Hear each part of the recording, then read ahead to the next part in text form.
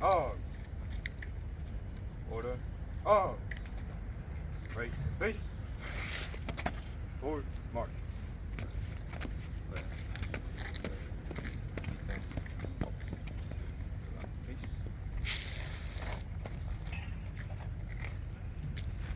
Good morning, everyone.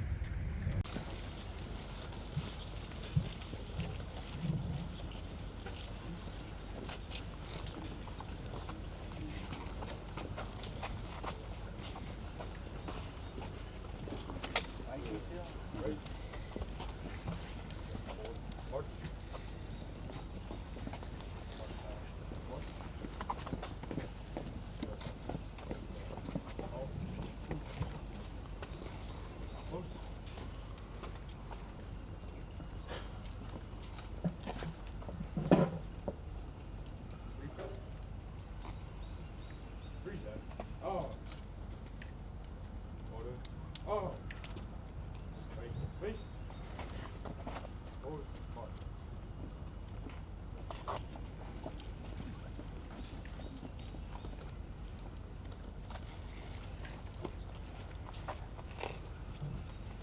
Good morning, everyone. Thank you all for being here. My name is Doug Fallbush. I'm the Director of Public Safety and Security here at Luzerne County Community College. It is my privilege to welcome you to the Luzerne County Community College Walk of Honor Memorial. I am honored to be able to stand here today with our distinguished guests, colleagues, visitors, and all the first responders that are present here today to observe this solemn occasion. We gather today to commemorate the 23rd anniversary of the September 11th, 2011 attacks on our country and the lives lost on that day. On September 10th, 2001, America slept, unaware of the new reality to which it would awake. The next day, 9/11 would become a term that would be forever part of the American vocabulary. The events of September 11th transformed our nation and touched the lives of each and every one of us.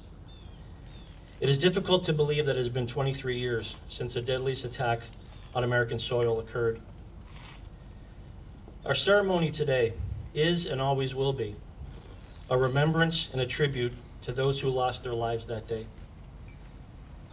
To the 343 firefighters, 60 police officers, and 8 paramedics who answered the call that day with bravery and courage and paid the ultimate price, risking their lives to save others. It is also a time to remember the nearly 3,000 people killed and more than 6,000 injured when the hijacked aircraft crashed into the World Trade Center, the Pentagon, and a field in Shanksville, Pennsylvania. We also take time to remember the thousands of American soldiers who since that day have given their lives against the war on terror. To begin our program today, we have members of the Nanticoke City Fire Department who will conduct our opening flag ceremony. Detail 10 up. Detail order. Arms.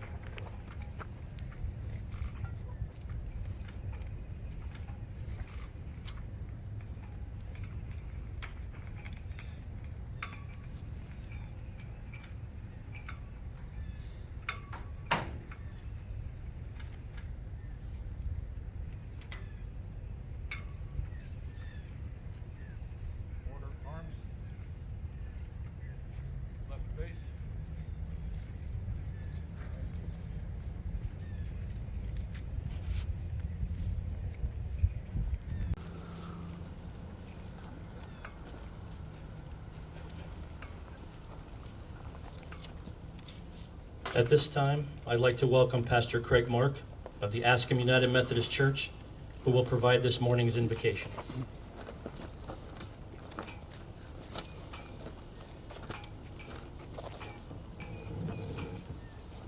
Pray with me. God, we feel abandoned, alone, and empty in the midst of loss, grief, and despair. Remind us once again that you are with us in the most difficult moments of life, in the hands and hearts of those around us. Rain on us your Holy Spirit to bring us peace and comfort.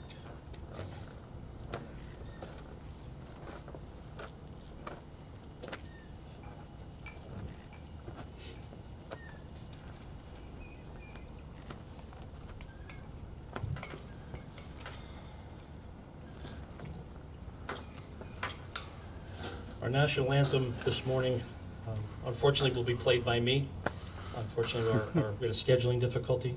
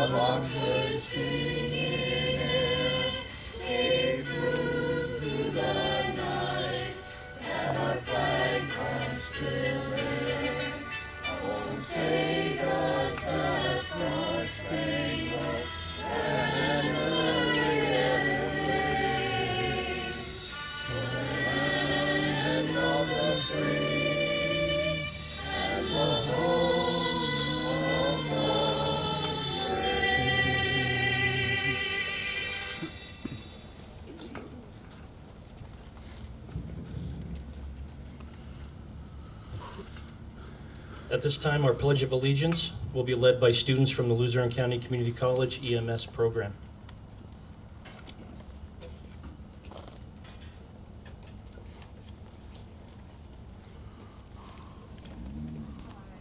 To the flag of the United States of America, and to the republic for which it stands, one nation, under God, indivisible, with liberty and justice for all.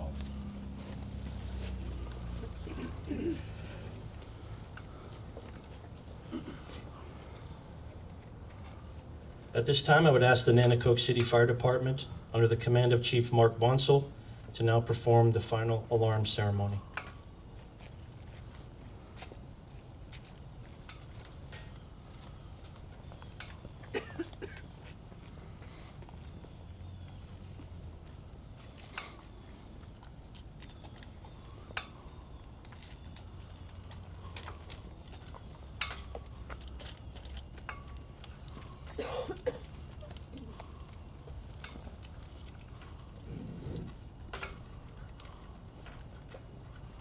The tolling of the bell. The men and women of today's fire service continue to be confronted with a more dangerous work environment than ever before. We are forced to continually evolve our strategies and tactics to accomplish our tasks. The fire service of today is ever changing, but like our predecessors, our goals remain the same: to save lives and to protect property, at times paying the ultimate sacrifice. This is what we do. This is our chosen profession. This is the tradition of the firefighter. Our profession is steeped in over 200 years of history, and one such tradition is the sounding of the bell. Long before wireless communication, fire departments used the telegraph and bell commands to communicate. In the past, as firefighters began their tour of duty, it was the bell that signaled the beginning of that day's shift. Throughout the day and night, it was the bell that summoned those on duty to fight fires and place their lives in jeopardy for the good of their fellow citizen. And when the fire was out and the alarm had come to an end, it was the bell that signaled to all the completion of that duty. One of the most meaningful series of bells to those of us in the fire service is known as the tolling of the bell. When a firefighter has died in the line of duty, it was the mournful toll of the bell that solemnly announced their passing. We utilize this tradition to reflect, honor, and respect on those who have given so much and who have served so well. Symbolizing the devotion that these brave souls had for their duty, the special signal striking 4 sets of 5 tolls represents the end of our comrades' duties and that they will be returning to quarters.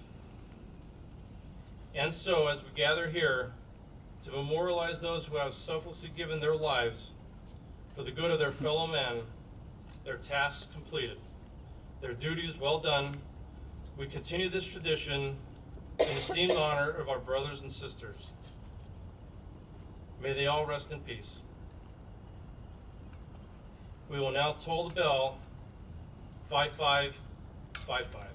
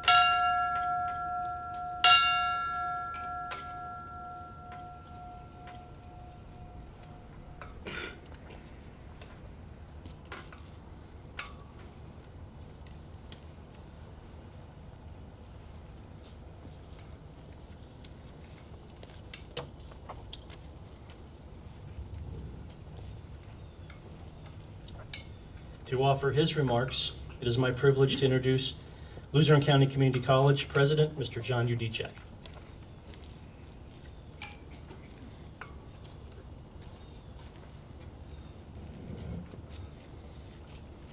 Good morning, and welcome to the 23rd anniversary of Luzerne County Community College's September 11th Remembrance Ceremony and brick dedication.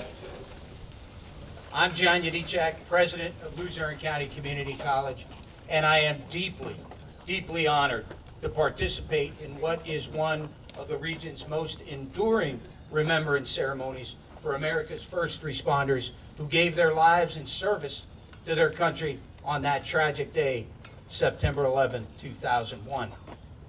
Our ceremony is enduring because of the trailblazing spirit of the students, faculty, and staff here at Luzerne County Community College, who will never allow the eternal flame of hope and peace to be extinguished by a hateful act of terrorism. We will always stand firmly in support of America's first responders in the classroom, in the community, and in ceremonies like this one to show our support and appreciation for the life-saving work these brave men and women do every day in our communities. Some of the bravest first responders are with us today and have stood with us for the past 23 years. Ladies and gentlemen, please help me acknowledge the best and the bravest, the Nanticoke City Fire Department and the Hanover Township Fire Department.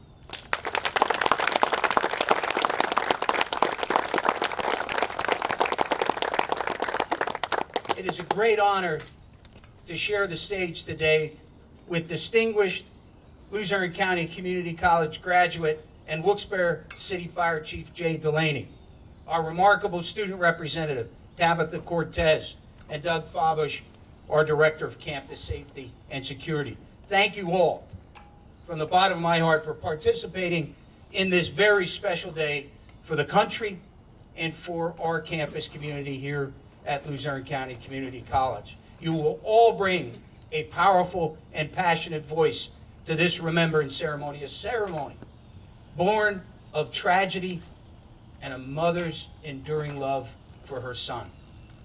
Phyllis Carlo, the inspiration for the Luzerne County Community College Walk of Honor, lost her son, New York City firefighter Michael Carlo, as he battled the flames at the World Trade Center on 9/11.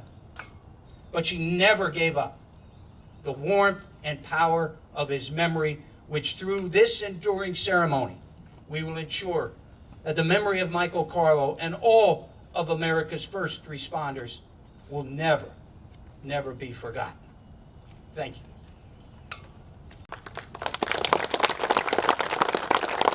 It is now my honor, on behalf of Luzerne County Community College and on behalf of the Luzerne County Community College Alumni Association, to read the memorial bricks and plaques dedicated in 2024. Before I do that, I want to recognize some of our distinguished guests that have joined us today, and we're very appreciative for their presence. Our Board of Trustees members who have joined us today. Chair of the Board of Trustees, Kathy O'Donnell. Thank you for joining us. Vice Chairman of the Board, Bob Bertoni. Robert Sneed, Board of Trustees. George Brown, Board of Trustees. And Paul DeFavo, a member of our Board of Trustees. We appreciate you being here in support of our students, faculty, and staff. Also with us are some distinguished guests from our legislative delegation, both at the federal and state level. I see from the federal level, Cody Forgash representing U.S. Senator John Fetterman. I see Mark Grahusky here representing State Senator Lisa Baker and State Representative Jim Haddock, who's with us today. And I want to give special acknowledgement to Representative Haddock, who championed the passage of a bill and a new law in Pennsylvania that requires in our schools a moment of silence on 9/11. Thank you, Representative Jim Haddock. I will now read the memorial bricks and plaques. Dr. Joanne Shapago, Luzerne County Community College nursing professor, 38 years of service. Marie Garage, MSN RN, Luzerne County Community College professor, 1974 to 2023. Hennigan family, Ed, 95, Janie, 97, and Paige. Thomas P. Leary, 7th President, Luzerne County Community College, thank you. Judith Myers, Luzerne County Community College System Manager, 1992 to 2022. Donnie, Lisa, Michael, and Jeffrey Nelson. In loving memory of Robert Solteka, 5/31/35/49/24. Recording Arts, My Heart and Soul. In honor of Luzerne County Community College alumni who served or continue to serve in the National Guard. TJ Solkuski, number 44, all-time leading scorer in Luzerne County Community College basketball history, 1,369 points, graduated in 2000, Marywood University in 2007, dedicated by the Solkuski family. Finally, in honor of John Saba for his service to our country, President Tom P. Leary. Thank you.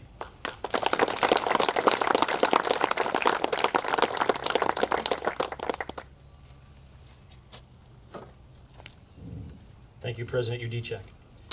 It is also my privilege to introduce Chief Jay Delaney of the Wilkes-Barre City Fire Department to offer his remarks.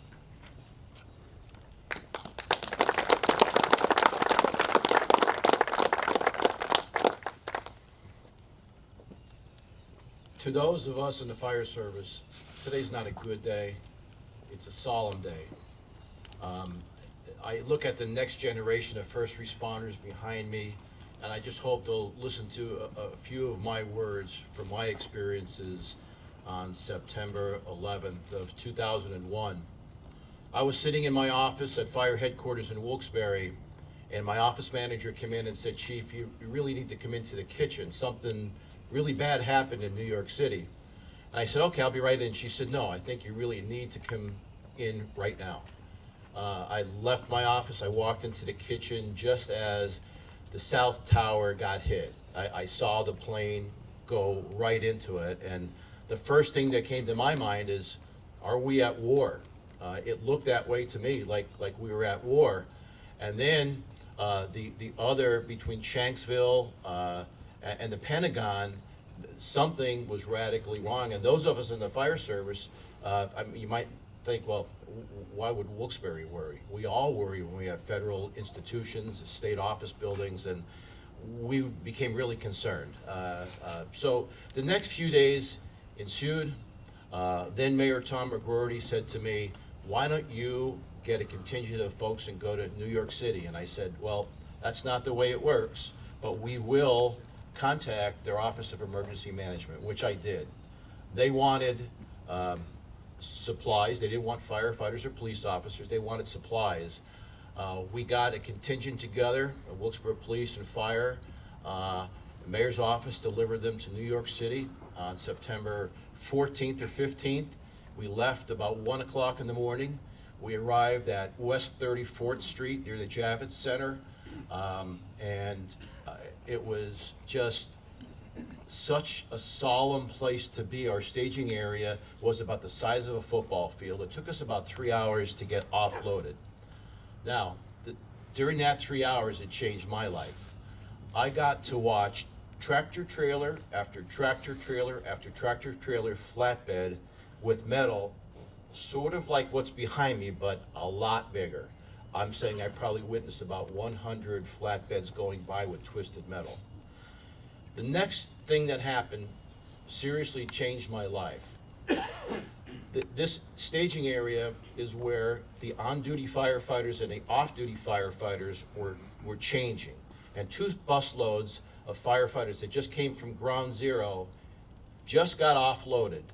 And I looked at them, and you want to talk about gritty, dirty, professional firefighters that just came from ground zero. That's what they looked like.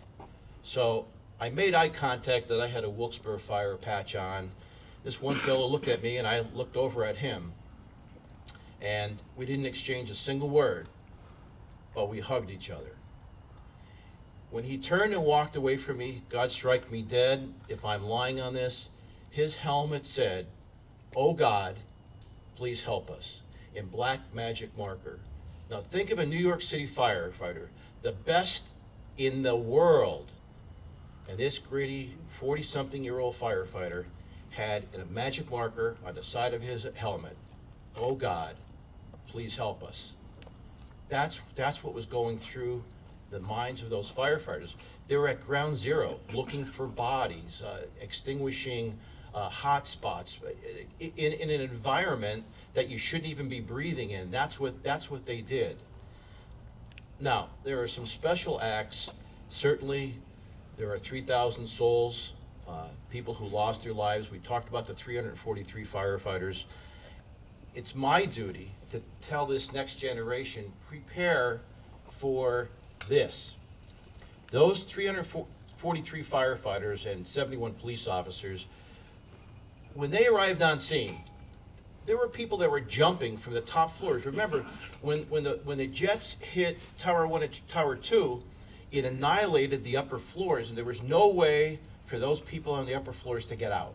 So either they, number one, they burned to death, or they jumped. And that's what the first responders saw when they first arrived on scene.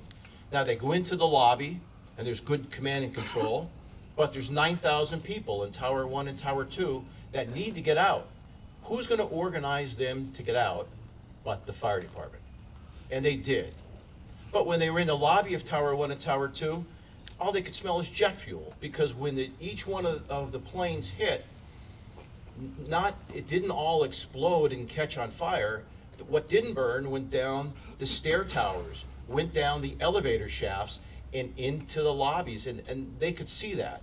But I'm telling you, every single one of these firefighters knew when they were going to those upper floors, there's a good chance they weren't going to come back. These are experienced firefighters. So they not only risked their lives and gave their lives, but managed to successfully get 18,000 people out of harm's way and outside. So my duty is to those 343 firefighters and their families, because forever, a lot of people don't have a grandfather, a father, an uncle, and that family member. And we need to tell this next generation, you may have to make that ultimate sacrifice someday. They did it. They went in. So please, let's never, ever, ever forget those first responders, those firefighters, those police officers, those paramedics that knew there was a good chance they weren't going to come back out, but successfully managed the rescue of 18,000 people. So I say to them, God bless, we're with you, and we'll never forget you.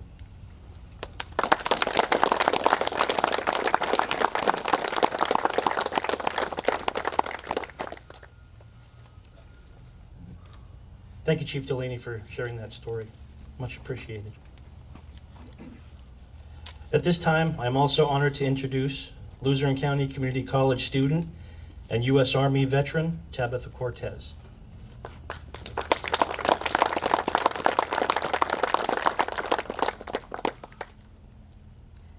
Good morning. So I wanted to share with you a little bit of my why.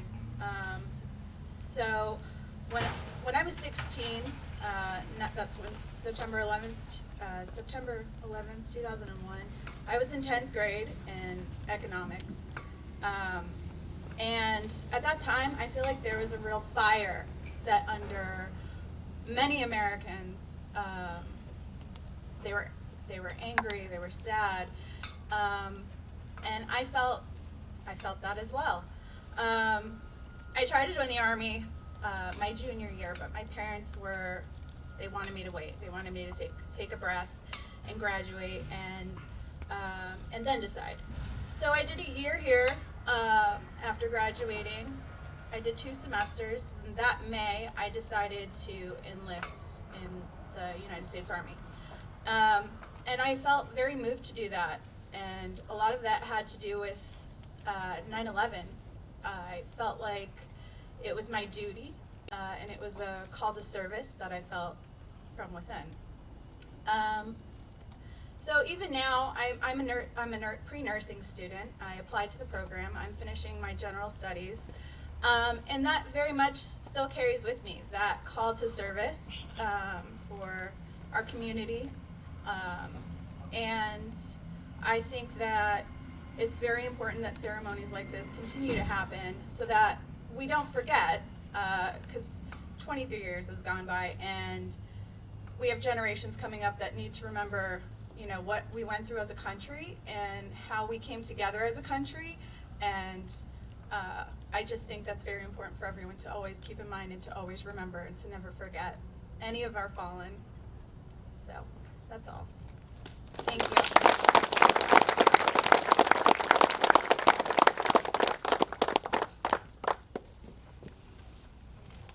Tabitha, thank you for sharing your story and thank you for your service. At this time, I would ask President Udichak, with the assistance of Chief Delaney and Tabitha, to please lead the presentation of the memorial wreath.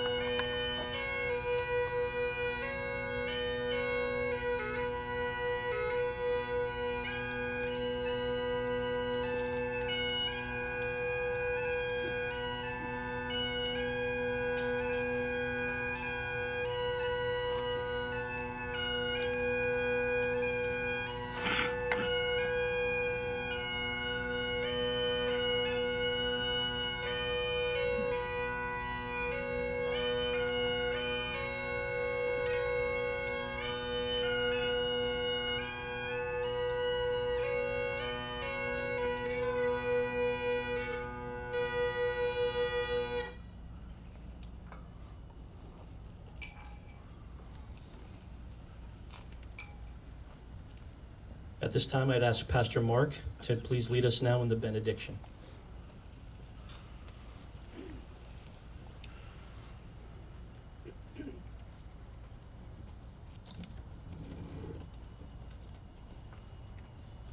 May our lives honor the lives of all who have been lost, all who have suffered in the wake of that terrible day.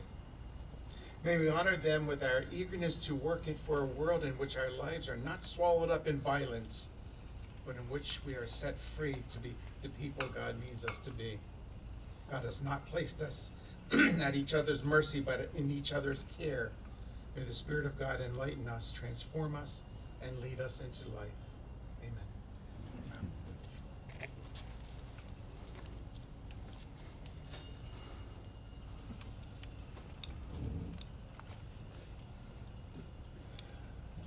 In closing, I'd like to share a passage from an article written by Kimberly Rex, whose father, Vincent Lido, was killed in the Twin Towers that day. I feel these are fitting words to remind us of why we are gathered. That plea, that demand, never forget. It is not meant for us because we cannot forget. We are haunted by what we remember some 20 years later and likely some 20 years from now.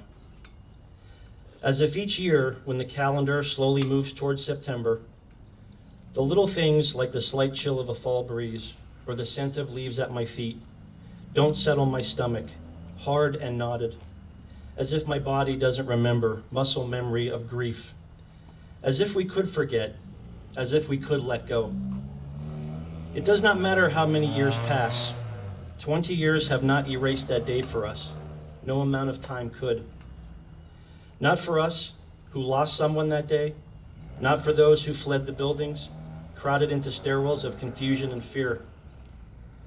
Not for the first responders who ran to help, who watched their brothers and sisters disappear into buildings before they turned to dust. Not for those who kept going day after day, searching for any part of anyone. But you must not forget. You should remember everything this day was and everything it still is. Tell each other, tell your children. Remember those that died horrible deaths. Remember those who tried to save them. Think of them always and never forget. Lastly, I would like to say a special thank you to all of our invited guests, members of the Luzerne County Community College Board of Trustees, and all the first responders that are here today with us. And also an appreciation to Sergeant First Class Patrick McGrail and the ROTC cadets from the Royal Warrior Battalion at King's College for being with us today. And also a thank you to all of the college staff who have assisted us in making this day possible. Thank you all for being here and sharing this remembrance ceremony with us. Please enjoy the rest of your day. Thank you.